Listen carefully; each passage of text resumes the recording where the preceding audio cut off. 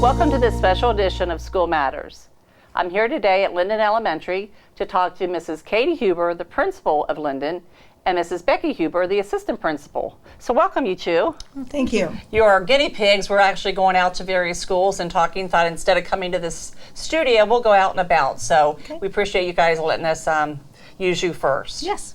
So let's talk about the school year, because it's hard to believe we're halfway through the first quarter. But talk about some of your, not only our district goals, but your building goals, Katie. The district goals, Tony Orr has charged every school with raising their school scores by 10%. And so to do that, every administrator across the district is really diving into their data. And to do that, you're looking at your teacher data and then even drilling down to the part where you're looking at student data. Individual students. Individual students. And where can you support them and where can you get the greatest growth? So this is what all these reports are. It is down to individual student data, what kind of interventions can we use, as well as the instructional department has really gone out and really supported us a lot with brand new materials. And so there's a lot of training. Just today I'll be going out for training for a couple of days, and once again that's going to be supporting our struggling readers with reading. So let's say Becky is a student. So you look at her individual data, you can see where her strengths are, and of course you still want to push them even if their strengths, you know, move them on, but also looking at their areas of concern or weakness, if you will.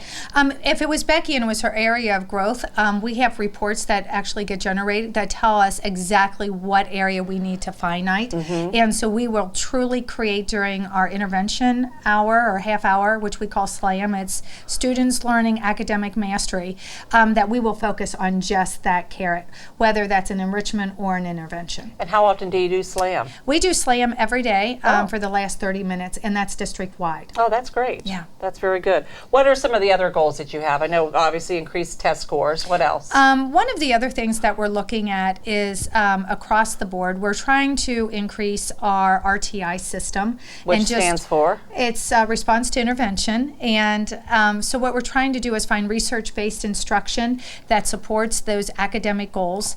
We're looking at ways to keeping our attendance high, and we are looking at doing student rewards for students who are showing mastery on their academics or in their attendance, where they have the option of having their name placed in to win a bike. Oh, very good. Yeah, so it's another goal you guys are very involved in is the community input and support. So talk a little bit about that, Becky. What do you guys have planned?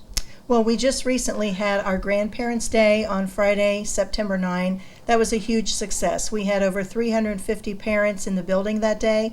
We had to divide up our sessions for morning and afternoon. We had K2 in the morning and 3-6 in the afternoon, simply because of the logistics of our building, our parking lot. We had to make sure that we had plenty of room and plenty of time to accommodate the grandparents. They were invited to bring a blanket, bring a snack, and come in and spend some time with their grandchild reading in the building, and it was a huge success. This was an awesome turnout that we had that day. When you talked about the split sessions, another reason for that is if I'm a grandparent of a first grader and then a fifth grader, I can't be two places at once. So this way I could go in the morning for one grandchild and then afternoon for the other. Absolutely. Great it idea. Afforded opportunities to actually be in a couple places in the same place. Right. So it worked out very well for a lot of grandparents to see both grade levels on the same day.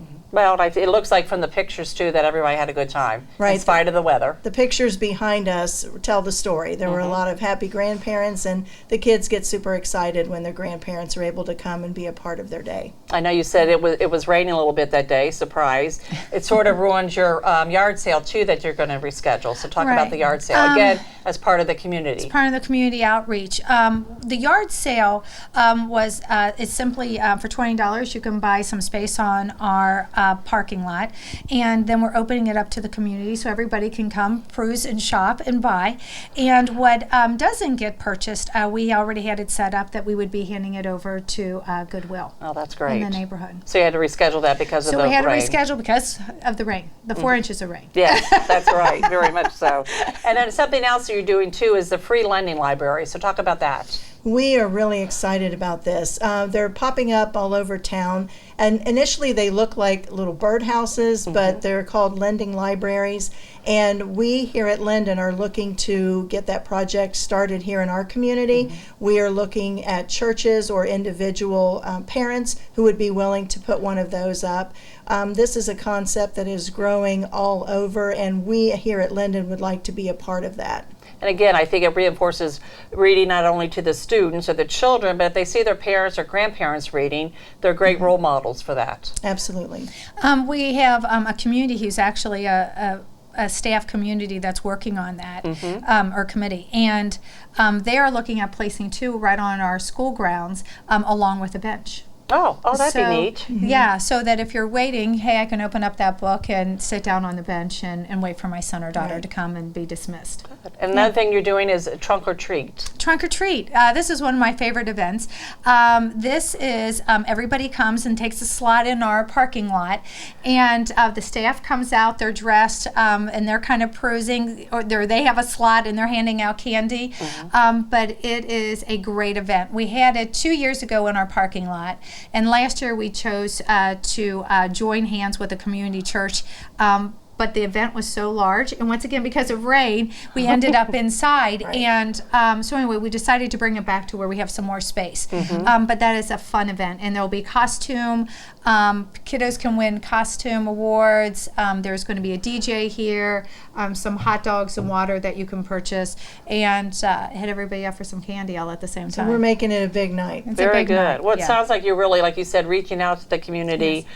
We know that a lot of the grandparents, they come to their specific building, not sure about the other 10 or 11 buildings because they're not in them, directly. But I think when they come in to see their children, grandchildren in the schools, I always hear how amazed they are because they'll be looking at a 2nd grade math problem and they remember they did that same math problem in 4th or 5th grade. So, we're teaching our kids more stuff at an earlier age, and I think it really enlightens the grandparents and parents at just how more rigorous instruction is than when we went to school. And I would say that for me. I mean, if I don't even need to go back to the grandparent for just myself.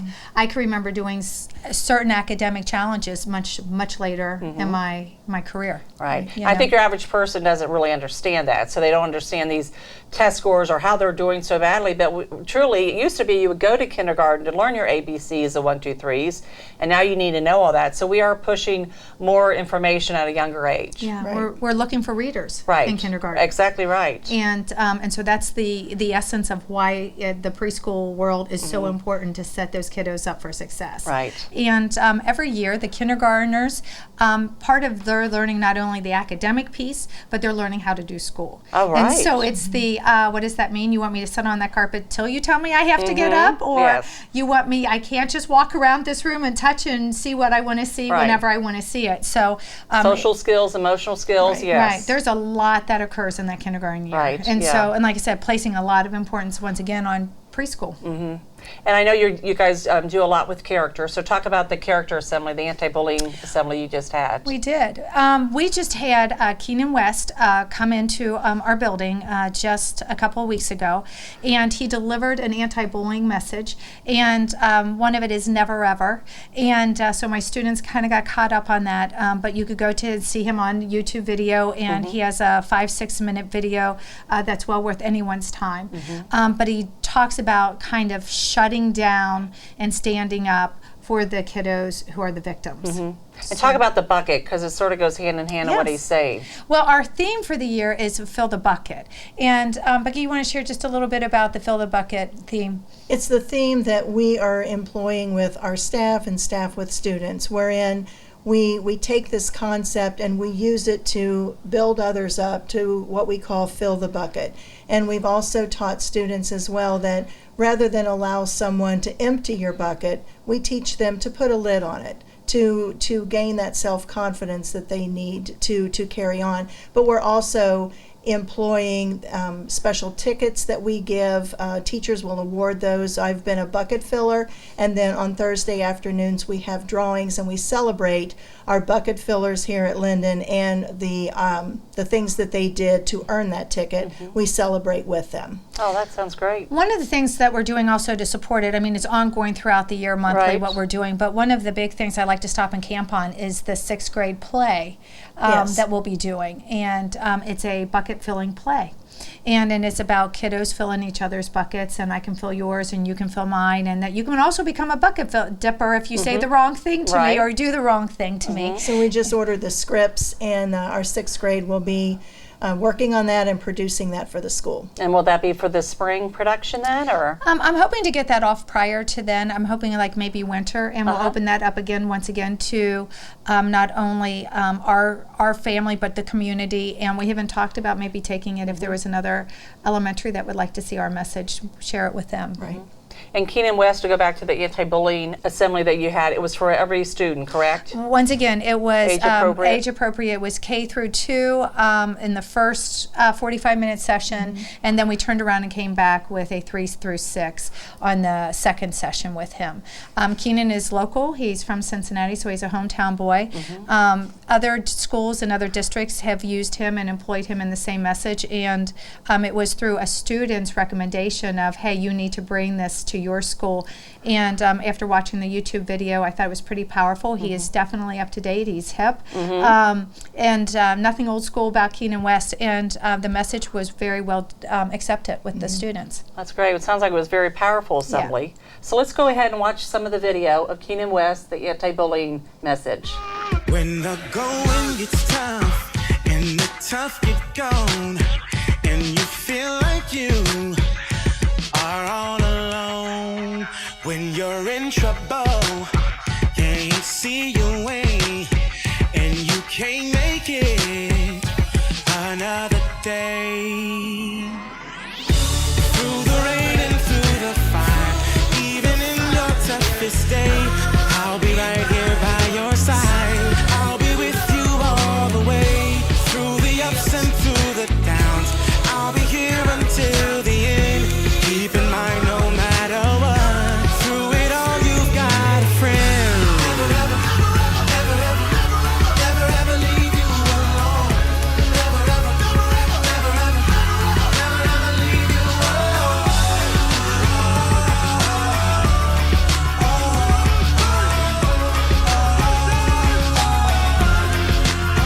When it feels like you're in the darkest days and the pain it won't go away. Don't you give up and don't give in. I'm right here till the very end. Through the rain and through the fire, even in your toughest day, I'll be right here by your side. Wow, what a powerful message. And Mrs. Huber, you have some special guests here today, so let's introduce them if we could. All right, we're going to ask each student to give their name and their grade.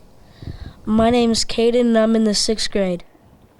My name is Kirsten and I'm in the 6th grade.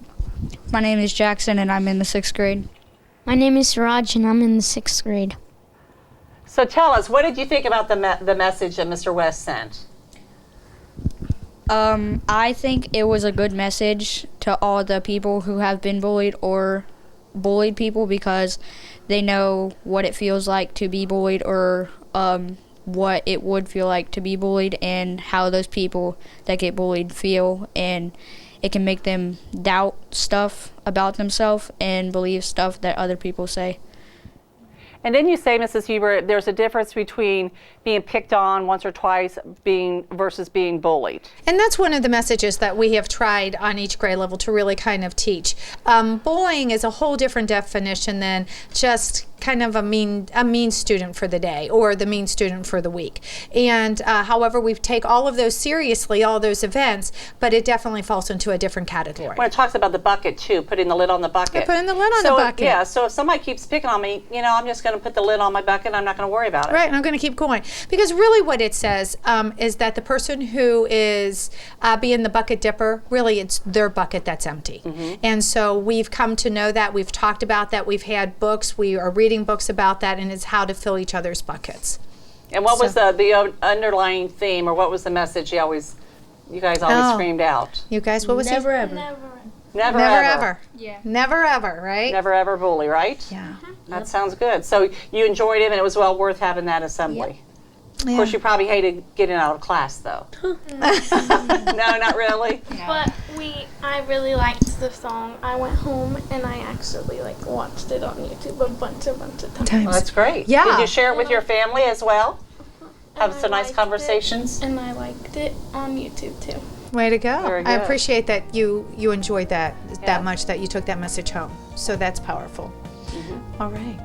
All right, so this wraps us up for School Matters. We'll see you next time on School Matters, because School matters.